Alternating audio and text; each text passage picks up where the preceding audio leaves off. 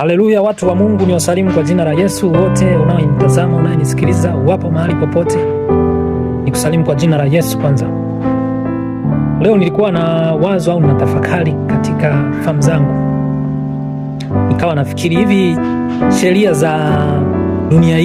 za dunia hii ambazo zipo, sijui sheria, unasikia kuna sheria za kimataifa, sheria za jamii, sheria za jinai, sijui sheria za madai. Mimi nasikiaga tu sheria za madai, sheria za kiraia, sheria za kazi, sheria za kidini, sheria za kikatiba, sheria za kimataifa. Kama nilivyosema, hizi sheria zote zipo, zimetungwa ili kusaidia jamii iende katika usawa, kusaidia jamii ikue katika ustawi, ikue katika haki, iwe katika usawa na haki, katika kulinda ubinadamu kwa ujumla, kulinda haki na ubinadamu.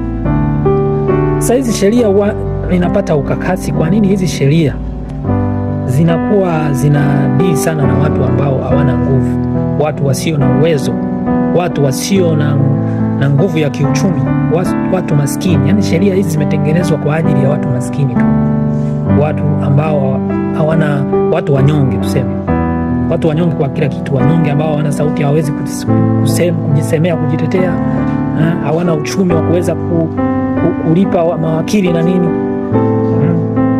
Nachojiuliza, hizo sheria ni kwa ajili ya hao tu au ni kwa ajili ya wote, kundi lote? Hakuna ambayo iko juu ya sheria. Wanasemaga sheria ni msumeno, inakata pande zote mbili, lakini mimi sheria ninavyoziona ni kama ni panga, zinakata upande mmoja, zinakata au zinakuwa na ufanisi, zinakuwa effective kwa wale watu ambao wanakuwa wanyonge, wanakuwa watu ambao wana nguvu, tuseme nguvu ya kiuchumi, nguvu ya fedha, nguvu ya connection. Watu hao ndo sheria zina deal nao vizuri, ila watu wengine ambao wana uwezo, hawa sheria wako juu ya sheria. Kwa nini? Ni kwa sababu hizi tawala za dunia au mfumo ya dunia hii inatawaliwa na Ibilisi, ambaye yeye ndio mkuu wa ulimwengu, kama Biblia inavyosema kwamba shetani au mungu wa dunia hii ndo ameanzisha hii sheria ili kuwagandamiza wengine, kupoteza haki, kupoteza utu. Kwa hiyo ndo chanzo hicho. Ila sisi, nataka kusema nini sasa? Nataka kujenga hoja gani? Sisi wacha Mungu ambao tunasema tunamcha Mungu, ni wa Kristo, tuna tabia zile za Kristo, tupo hapa duniani kuja kuleta usawa huo ambao umepotea, na umepotezwa na nini? Umepotezwa na vikundi vya watu waliokuwa na ila fulani, ila za Ibilisi zimeingizwa kwenye hizi sheria.